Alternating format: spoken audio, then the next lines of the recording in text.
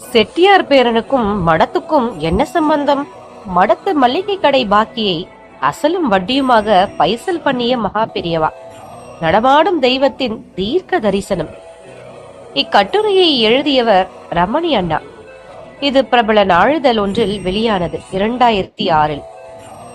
முன்பொரு முறை மாலை வேளை காஞ்சி மடத்தில் மகா சுவாமிகளை தரிசிக்க ஏக கூட்டம், நீண்ட வரிசை. நேரம் ஓடிக்கொண்டிருந்தது. இன்னும் எவ்வளவு பேர் காத்திருக்கிறார்கள் என்பதை தெரிந்து கொள்ள தலையை சற்று சாய்த்து நோட்டமிட்ட சுவாமிகளின் பார்வையில் 20 வயது மதிக்கத்தக்க ஒரு இளைஞன் தென்பட்டான். அவனையே வைத்த கண் வாங்காமல் சற்று நேரம் பார்த்து கொண்டிருந்த பெரியவா தனக்கு பணிவிடை செய்யும் ராமு என்ற இளைஞனை அருகே அழைத்தார். ராமு அருகில் வந்து வாய் பொத்தி நின்றான். ராமு, கியூவிலே 15வது ஆசாமியா குள்ளமா கொஞ்சம்